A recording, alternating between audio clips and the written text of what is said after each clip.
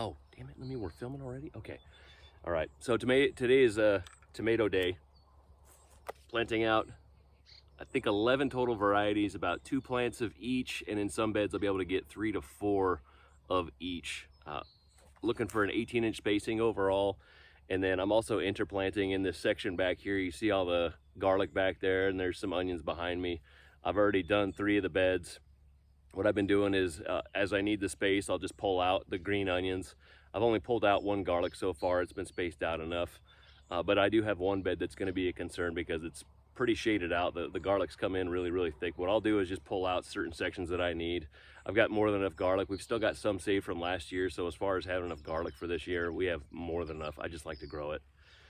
So what I'm gonna do is go through, I'll set my spacing for the tomatoes, dig down with my Hori knife. If you don't have one of these, highly recommend it. It's got the serrated edge for cutting anything. I really don't use the, it's not really a sharp edge. It's just supposed to be sharp. It just never was. Little section for cutting string, but it's really good for digging. It's got little markers so you can see how deep you're going, which really I don't even use that very much. I just dig down as far as the knife will go, especially with tomatoes. Anywhere that you've got these little fibers, you probably can't see it too well in the video, but there's little hairs that are along the tomatoes, and anywhere those are, it's going to set roots. So you can bury tomatoes all the way up to really their last leaves, and they'll still keep coming up. But what I do is get them down a decent amount. I'm not really too concerned about how deep they go. They're going to thrive either way. And what I'm doing different this year is I'm actually amending the soil. This is something when I first started out, all I did was put down mulch, did absolutely nothing else, cleared the mulch away a little bit, dug a hole, popped the plants in the ground, and they blew up. So I'm going to try worm castings for my first time. I'll do a little pinch in each hole, and then also general purpose fertilizer. This is just various types of meals, bone meal, fish meal, feather meal, just a whole bunch of different kinds. So I don't have to worry about getting any kind of fertilizer burn or anything with them. All slow release, just really good for the soil overall. Also, as I'd mentioned before, it's really good for the overall soil ecosystem as far as the bacteria, microbes, all those things. So that'll all help it, which in the end will make all the plants happier as well. All right, so I think that's it. We will go and get some. So this is the first bed that I did. As you can see, there's those onions that I've shown in a few different videos. And all I did was put the tomato right there. You'll see they're spaced out throughout, getting a little bit of shade, but I'm not worried at all about these ones not getting enough sunlight. The onions are not super thick. And one other concern I do have about doing this is disturbing the tomato roots as I go and pull up the onions and the garlic. But what I found I did yesterday when I pulled out some of the onions was that if you just cut at the right angle, you can disturb the soil way less. Cut the onion roots out. So again, you're leaving those roots in the soil, and then also not disturbing anything around it. So again, when these tomatoes come around and really start branching out, so like right here, I've got a tomato there, and then garlic right by it. That'll just be a really close cut. And if I've got to sacrifice the garlic, then that's fine, because I think I might have enough for at least a couple months. Sarcasm applied there. This bed right here, I'm not worried as far as crowding out the tomatoes. There's a lot more shade in there, but it's not super thick. This is the one I've got a little concern about. As you can see, there's not a whole lot of sunlight penetrating through. So consider this a trial bed. And with the amount of tomatoes I have left over, actually, I'll probably just replant. And these ones right here will just be a sacrificial crop if they don't thrive.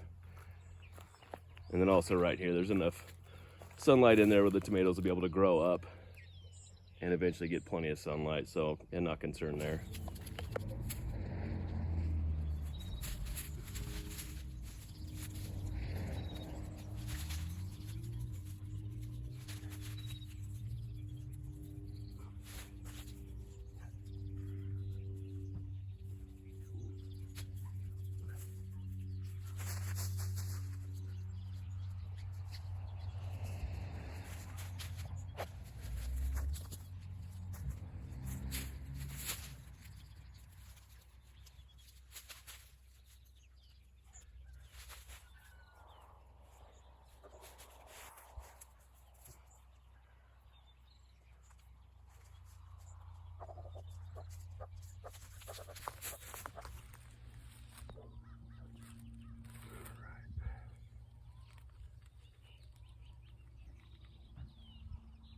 As I go to put these in, I'm gonna just take off the lower leaves.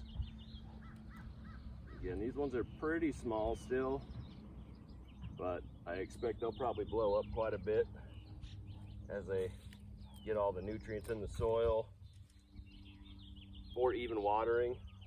So I've been keeping them in their 6-inch cells, and that requires that I get out and water them every couple days, especially with the heat swings we've been having. It's harder to stay on top of, so that can stunt growth. But once they get consistency, they should blow up quite a bit.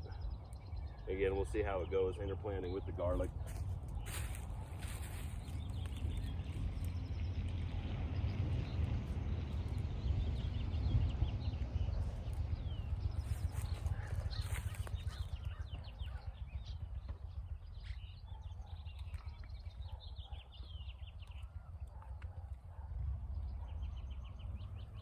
And these things are absolutely loaded with aphids now. This has been by far my worst year for aphids, and they haven't even gotten in the garden yet. My hopes though is that with these going in the garden, it's going to attract all the beneficial insects, green lacewings, ladybugs, and the other types. They're going to come and annihilate these guys. But really not causing any damage to the plant, so I haven't been treating it too bad. Not a huge concern. Nature's going to come in and work everything out.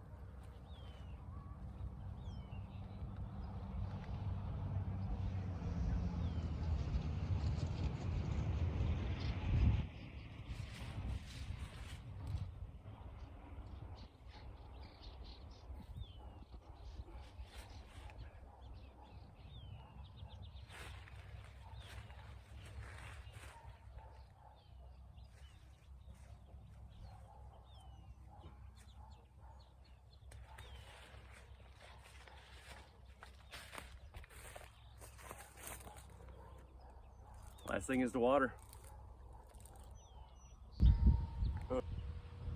Damn. I got all my tomatoes planted for the season. Eggplants, a habanero, some boysenberries and raspberries, and I had intended to really only do this section here back, but I did this section here plus back all the way over and then some. So we'll do a quick tour and then I'm done. I'm going to the couch.